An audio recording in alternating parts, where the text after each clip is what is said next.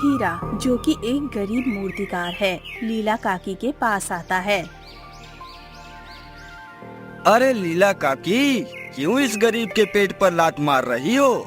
इस उम्र में इतना काम क्यों कर रही हो काकी? बीमार हो जाओगी। बैठकर आराम करो। क्यों, क्या हुआ हीरा? अरे काकी, एक तो तुम अपनी मूर्ति को इतना सुंदर बनाती हो, फिर उन्हें इतने सस्ते दामों में बेच देती हो। जितने भी थोड़े बचे कुछ लोग रहते हैं, उन्हें मेरी बनाई गई मूर्ति पसंद आती है, तो उन लोगों को आपकी मूर्ति के आगे मेरी मूर्ति महंगी लगती है, तो वो आपकी मूर्ति ले लेते हैं। अरे लीला काकी, आपको इतने धन दौलत की क्या जरूरत है? आपका तो बेटा आपको हर महीने बहुत सारा धन भेजता है।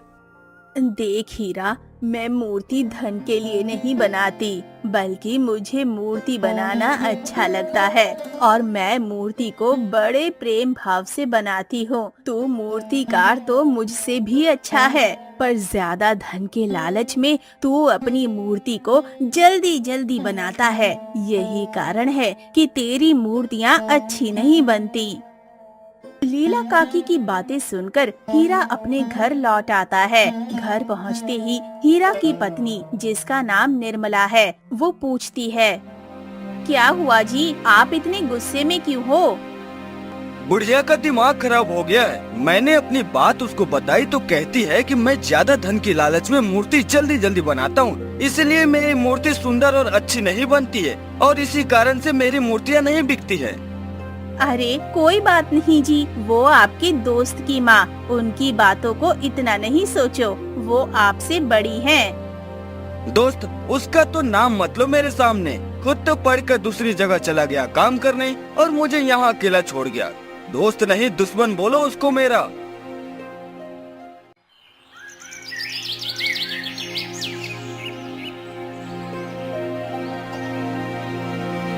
कुछ समय बाद लीला काकी के घर एक लड़का और एक लड़की आते हैं।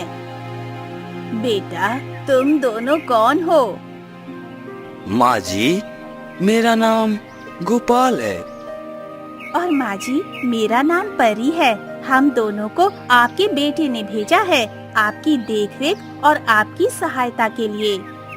लीला काकी गोपाल और परी से पूछती है, मेरा बेटा अब कैसा है? समय पर भोजन करता है या सारा दिन काम में लगा रहता है?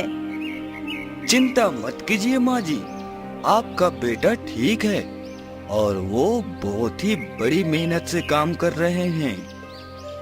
वैसे बेटा, मेरे यहाँ 2 लोगों जितना काम नहीं है।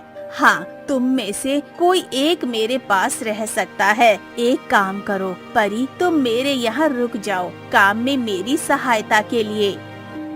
गोपाल घबरा कर बोलता है, माँ जी, मैं अब कहाँ जाऊँगा? घबराओ मत, मेरे पास तुम्हारे लिए भी एक उपाय है। तुम मेरे साथ हीरा के घर चलो। अब लीला काकी गोपाल को हीरा के घर ले जाती है। लीला काकी हीरा के घर के बाहर पहुंचती है और बोलती है, हीरा, ओ हीरा, सुन तो, हीरा बाहर आ। अब ये बुढ़िया यहाँ क्या लेने आई है? जाओ निर्मला, देखो क्यों ये बुढ़िया मुझे बुला रही है। आप शांत हो जाइए, मैं अभी जाकर देखती हूँ। बोलिए लीला काकी, क्या हुआ? अरे हीरा कहाँ है? माँ जी, वो कुछ काम कर रहे हैं, आप मुझे बताइए क्या हुआ? अरे निर्मला बेटा, ये गोपाल है, इसके साथ एक लड़की भी है जिसका नाम परी है। इन दोनों को मेरे बेटे ने भेजा है काम में मेरी सहायता के लिए। अब तुम्हें तो पता है निर्मला बेटा कि कहाँ मैं बूढ़ी बाढ़ी, मेरे यहाँ कहाँ इतना काम है, इसलिए मैंने सिर्फ परी को रखा है अपने यहाँ काम के लिए। तो मैं ये कह रही हूँ कि तुम अपने पास गोपाल को रख लो। गोपाल तुम्हारी और हीरा के काम में सहायता कर दिया करेगा। अरे माँ जी, हम कैसे रख सकते हैं? हम ठहरे गरीब, हमारे पास कहाँ इतना धन है कि इसे वेतन के रूप में दे सके। अरे निर्मला, ये तुमसे कोई वेतन नहीं लेगा। ये तो मैं कह रही थी कि तुम्हारे यहाँ ये बिना वेतन के काम करेगा। बस तुम इसे 2 समय का भोजन दे देना। तभी हीरा घर के बाहर निकल कर आता है। निर्मला हीरा को बताने जा रही होती है। तभी हीरा बोलता है, कुछ मत बताओ निर्मला, मैंने सब अंदर से सुन लिया है। ठीक है माँ जी, अब जाओ। अब से गोपाल यहीं रहेगा हमारे साथ। लीला काकी अपने घर चली जाती है और हीरा गोपाल को घर के अंदर ले आता है। तुम्हें मेरे दोस्त ने भेजा है। क्या कर रहा है आजकल वो वहाँ पर? वो तो वहाँ पर बहुत मेहनत कर रहे हैं और अच्छा खासा धन भी कमा रहे हैं। अच्छा गोपाल, एक काम करो, तुम जंगल से कुछ लकड़ी ले आओ। अरे उसे कुछ भोजन तो करने दो। मेहमान नहीं, ये एक नौकर है, तो इसकी कोई जरूरत नहीं है खातिरदारी करने की। गोपाल मुस्कुराकर जंगल की ओर निकल जाता है लकड़ी लाने के लिए। ये आप उसके साथ ठीक व्यवहार नहीं कर रहे। कम से कम उसे खाना तो खाने देते। ज्यादा अच्छा व्यवहार करने की कोई जरूरत नहीं है, वो बस एक नौकर है। अब दूसरी ओर लीला काकी को बहुत तेज भूख लगती है। लीला काकी खाना बनाने के लिए जाती है। माँ जी, आप रहने दीजिए, मैं आपके लिए खाना बना देती हूँ। नहीं नहीं बेटी, तुम जब से आई हो तब से तुमने बहुत काम किया है। तुम थोड़ा आराम करो, तुम रहने दो। नहीं माँ जी, ये तो मेरा सौभाग्य है कि मुझे आपकी सेवा करने का मौका मिल रहा है। आप आराम से बैठें, मैं कुछ समय में स्वादिष्ट खाना बना कर लाती हूँ। और कुछ समय में ही परी लीला काकी के लिए स्वादिष्ट खाना बनाकर ले आती है। लीजिए माँ जी, स्वादिष्ट खाना खाइए। अरे परी, तू तो सच में बहुत जल्दी खाना बनाकर ले आई। खुशबू तो बहुत अच्छी आ रही है। चल जल्दी से तू भी ले आ अपना खाना। नहीं माँ जी, अभी मुझे भूख नहीं है, मैं कुछ समय बाद खा लूंगी। अभी आप खा लीजिए। अब कुछ समय बाद गोपाल जंगल से लकड़ी लेकर आ जाता है। हीरा खाना खाकर उठता है। ले आया लकड़ी जंगल से? जी भैया, ले आया लकड़ी जंगल से। भैया नहीं, मालिक बोल। आगे से मुझसे जब भी बात करे तो मुझे मालिक बोलना, ठीक है? जा अब खाना खा ले। ठीक है मालिक। गोपाल निर्मला के पास जाकर बोलता है, लाओ मालकिन, खाना दीजिए।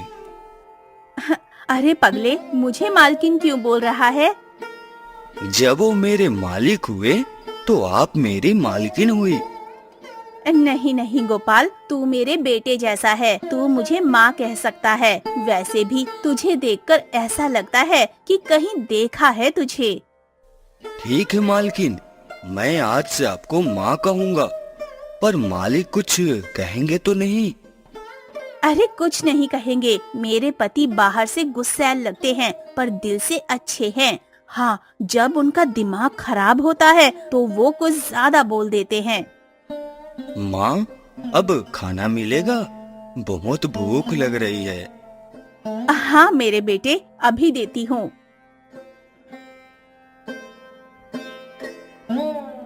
खाना खाकर गोपाल निर्मला से पूछता है, माँ, आप लोगों के यहाँ इतना रूखा सूखा सा खाना क्यों बनता है? मालिक तो एक बहुत अच्छे मूर्तिकार है, आप तो धनवान होने चाहिए। ऐसा नहीं है गोपाल, हम एक गरीब मूर्तिकार के परिवार से हैं और अब तो हमारी बनाई हुई मूर्तियाँ भी नहीं बिकती हैं। अच्छा, मालिक इसलिए गुस्से में रहते हैं क्योंकि मालिक की बनाई गई मूर्ति नहीं बिक रही है? नहीं गोपाल, उनके गुस्से का एक और अहम कारण है। हमारे परिवार में एक रिवाज है कि हम 11 साल में अमावस वाले दिन जो घर का मुख्य मूर्तिकार होगा वो बड़े प्रेम भाव और मेहनत से उसे बनाकर देवी माँ को भेंट करेगा। पर इस रिवाज की एक अहम बात ये है कि जो मूर्तिकार इस मूर्ति को बनाता है उसे ये मूर्ति जमीन पर नहीं रखनी होती है। अगर मूर्ति गलती से जमीन पर रख दी जाए तो वो मूर्ति अशुद्ध मानी जाती है। हर बार की तरह मेरे पति ने मूर्ति को बड़ी सावधानी पूर्वक बनाया था। उन्होंने मूर्ति को बनाकर एक मेज पर रखा था। जाने अनजाने में एक चिड़िया ने मूर्ति को नीचे गिरा दिया। मूर्ति टूटी तो नहीं पर अशुद्ध हो गई थी। ये सब देखकर हीरा बहुत दुखी हुआ। तभी से हीरा का ये मानना है कि देवी माँ हमसे रूठ गई है। इसी कारण से हीरा का मनोबल भी टूट गया है। उन्हें लगता है कि देवी माँ हमसे नाराज हैं, इसलिए हमारी मूर्ति नहीं बिकती है। बस इतनी सी बात है? तो आप लोग आने वाली अमावस्या को देवी माँ को अच्छी तरह से मना लेना। नहीं गोपाल, ऐसा नहीं हो सकता, क्योंकि 11 साल में आने वाली अमावस अभी तुम्हारे आने से कुछ समय पहले ही गई है। अब आने वाली अमावस 11 साल बाद आएगी। जब तक बहुत समय हो जाएगा, तब तक मैं रहूं या ना रहूं। माँ, आप ये कैसी बात कर रही हो? सब ठीक हो जाएगा।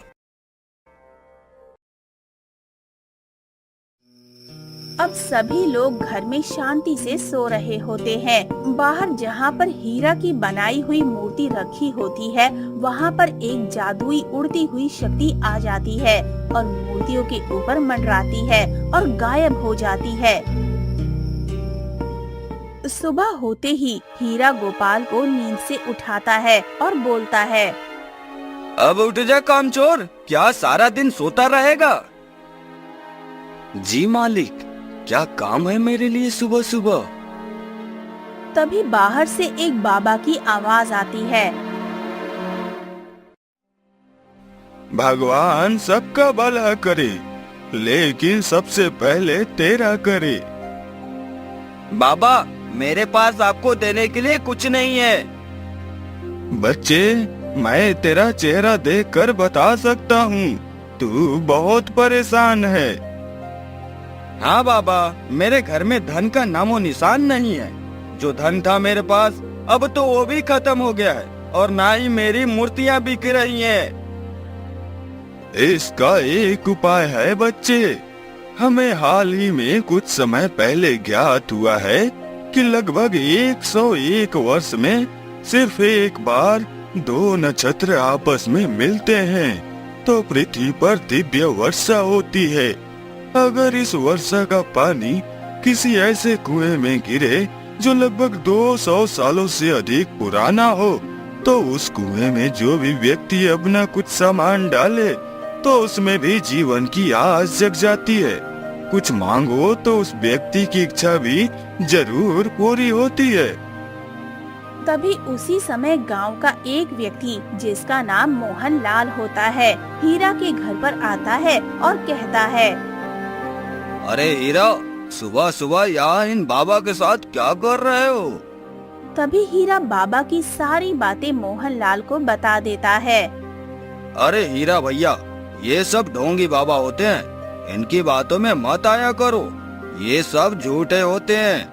ऐसा दिव्य शक्ति जैसा कुछ नहीं होता। मुझे तो लगता है ये बाबा भी तुम्हें पागल बना रहे हैं। मुझे तो नहीं लगता मोहनलाल, मुझे तो कुछ सच्चाई लग रही है इस बात पर। तुम ऐसे नहीं समझोगे हीरा। रुको बाबा, बताना जो आपने बताया है वो कब होगा? मतलब वो दिन निकल गया है या आने वाले समय में होगा? बच्चे, मुझे इसके समय का अनुमान नहीं है। ये कब होगा या ये हो चुका है।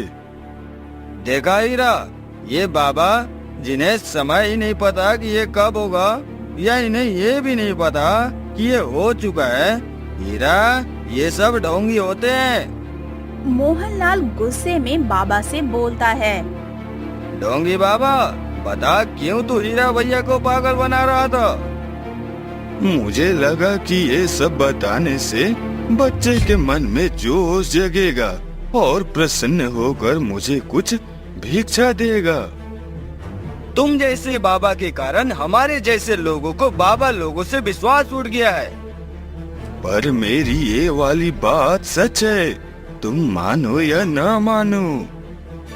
अब तुम निकल जाओ बाबा, इससे पहले कि मुझे और गुस्सा आए।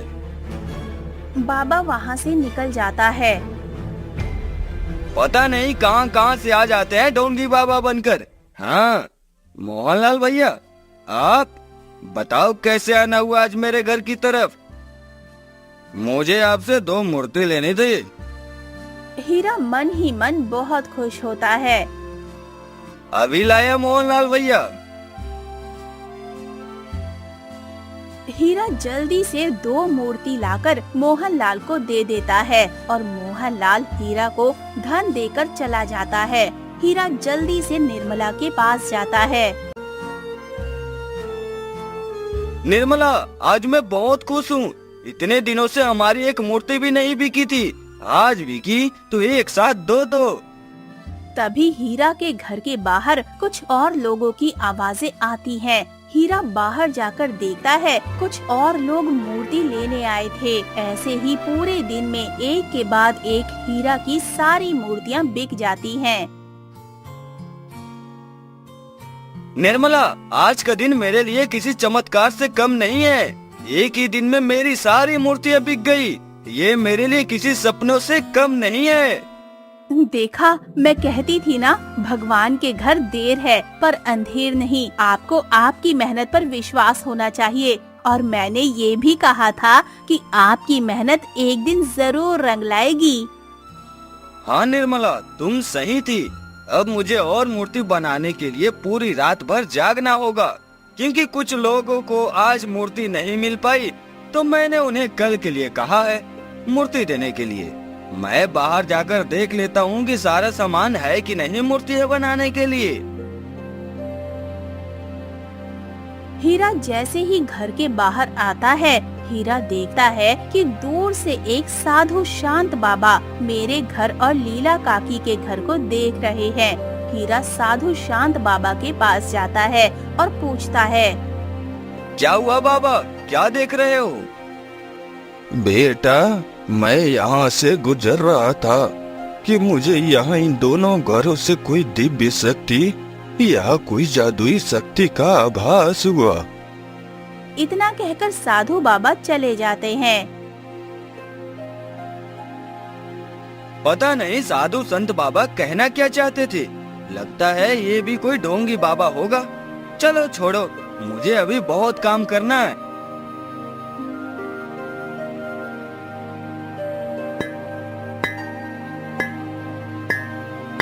हीरा बिना कुछ खाए पिए काम करने लग जाता है। इधर लीला काकी खाना खा रही होती है और परी से बोलती है, लगता है आज हीरा बहुत खुश है।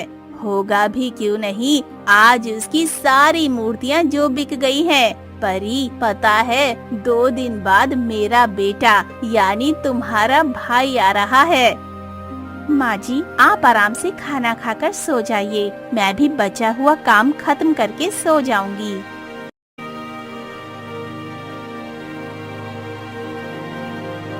इधर हीरा मूर्तियाँ बनाते बनाते सो जाता है। अगली सुबह हीरा की आंख खुलती है तो वो अपने आप को घर में पाता है। हे भगवान, ये मुझसे क्या हो गया? मेरी तो अभी मूर्तियाँ भी नहीं बनी, मैं लोगों को क्या दूंगा? चिंता मत कीजिए, जरा आप बाहर जाकर देखिए। हीरा बाहर जाकर देखता है तो बहुत सारी मूर्तियाँ बनी रखी होती हैं और मूर्तियों के दूसरी तरफ गोपाल खड़ा होता है। हीरा उससे पूछता है, ये सब किसने बनाई? और कौन बनाएगा, ये सब गोपाल ने बनाई है। हीरा गोपाल के पास जाता है। मुझे माफ कर दो गोपाल, मैं तुम्हारे साथ बहुत बुरा व्यवहार करता था। हाँ, आज से तुम मुझे भैया बुलाना। ठीक है भैया। अब धीमे धीमे लोग हीरा के घर पर आने लगते हैं। हीरा एक एक करके मूर्ति बेचता रहता है और गोपाल भी हीरा को काम में सहायता कर रहा था। अब शाम होती है, हीरा और गोपाल सारी मूर्तियाँ बेचकर घर में घुसते हैं। आप दोनों शांति से बैठ जाइए, मैं अभी आप दोनों को खाना दे देती हूँ। आज आप दोनों ने बहुत मेहनत की है।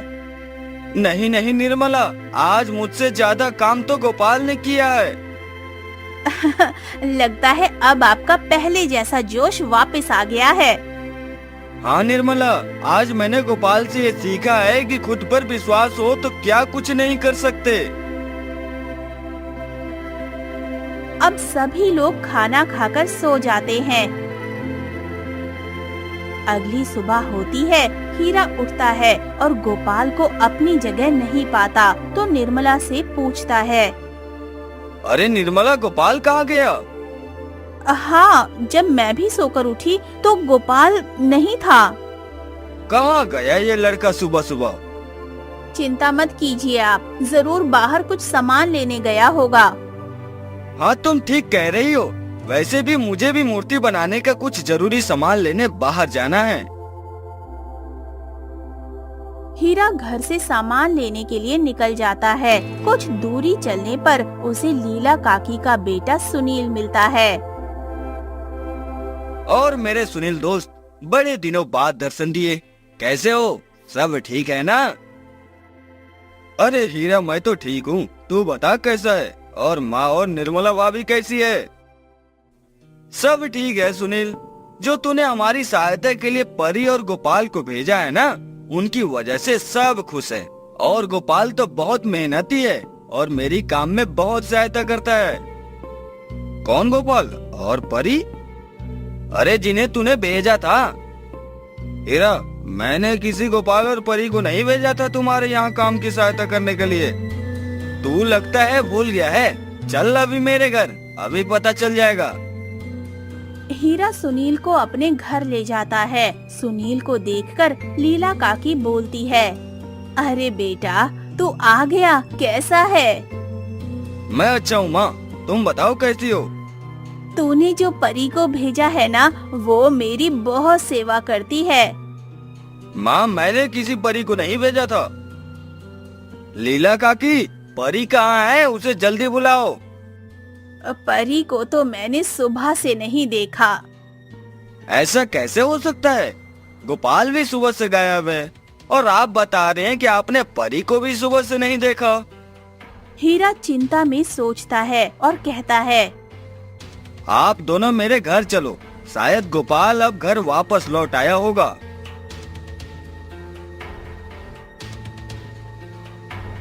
हीरा घर जाकर इधर उधर गोपाल को देखता है और निर्मला से पूछता है, निर्मला, गोपाल आया? नहीं, क्यों, क्या हुआ? सुनील बोल रहा है कि उसने किसी गोपाल और परी को नहीं भेजा था। क्या उन्हें तूने नहीं भेजा था? हाँ माँ, मैंने किसी को नहीं भेजा था। अगर उसे सुनील भैया ने नहीं भेजा था तो वो दोनों थे कौन और इतने दिनों तक हमारे साथ क्यों रह रहे थे? हीरा चिंता में सोचता है और अचानक से हीरा को याद आता है कि कल एक शांत साधु बाबा कुछ बोल रहे थे। वो क्या बताना चाह रहे थे? कोई मुझे बताएगा कि यहाँ क्या चल रहा? पता चल गया। इस बात का उत्तर मुझे पता है कौन दे सकता है। कौन? कौन? चलो मेरे साथ। हीरा सभी को अपने साथ लेकर जंगल की ओर निकल जाता है और चारों तरफ हीरा शांत साधु बाबा को ढूंढने लग जाता है। कुछ समय हीरा की नजर उन्हीं साधु शांत बाबा पर बढ़ती है जो कि एक पेड़ के नीचे ध्यान कर रहे होते हैं। हीरा और सभी लोग बाबा के पास जाते हैं। आओ बेटा, मुझे पता है कि तुम्हारे मन में बहुत से सवाल उमड़ रहे होंगे। तुम यहाँ गोपाल और परी के बारे में पूछने आए हो। मुझे तो कल ही पता लग गया था जब मैं तुम्हारे घर के पास से निकला था। हे साधु बाबा, मैं आपसे विनती करता हूँ कि आप जल्दी बता दें कि गोपाल और परी कहाँ हैं। वे दोनों अब जहाँ पर हैं, वे अब कभी वहाँ से वापस नहीं लौट सकते। क्यों साधु बाबा? क्योंकि वह दोनों मनुष्य नहीं थे, वे दोनों दिव्य शक्ति और जादुई शक्ति थी। वो तुम्हारी कुछ समय के लिए सहायता करने आए थे।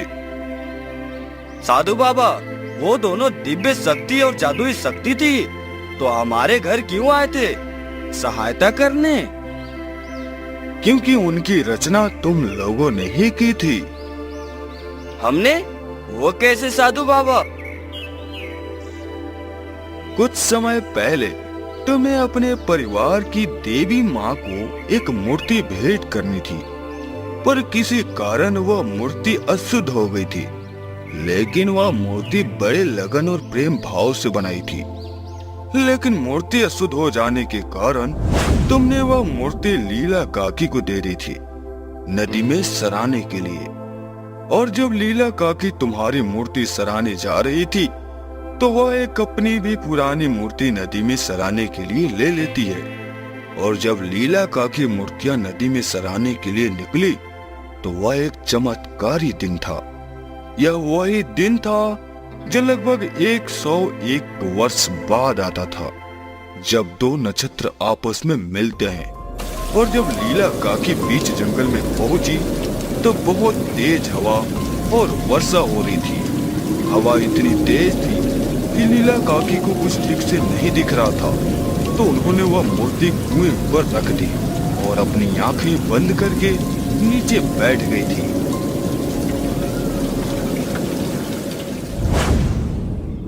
हाँ, ऐसा हुआ था। साधु बाबा ठीक बता रहे हैं। लेकिन जब कुछ समय बाद अपनी आंखें खोलकर उठती हूँ और मूर्तियाँ देखती हूँ, तो मूर्ति अपनी जगह पर नहीं थी। मैंने मूर्तियों को इधर उधर ढूंढा, पर मुझे नहीं मिली। फिर मैं घर वापस आ गई। वह मूर्तियां कहीं गायब नहीं हुई थी, बल्कि वह दोनों मूर्तियां कुएं में गिर गई थी। वो कुआं भी लगभग 200 सालों से अधिक पुराना था। और जैसे ही दिव्य वर्षा का पानी कुएं में गिरा, वहां से उन दो मूर्तियों में जीवन की उत्पत्ति हुई। और क्योंकि उन्हें तुमने ही बनाया था, तो वह तुम लोगों की सहायता के लिए आए थे, और वो अब जा चुके हैं। साधु बाबा की बात सुनकर सब अपने घर वापस लौट आते हैं। निर्मला, मुझे नहीं पता था एक दिन हमारी बनाई हुई मूर्तियाँ हमारी सहायता के लिए आएंगी। अब से हीरा अपनी मूर्तियाँ बड़े प्रेम भाव और मेहनत से बनाने लगता है और सभी एक दूसरे के साथ मिलजुल कर रहने लगे थे।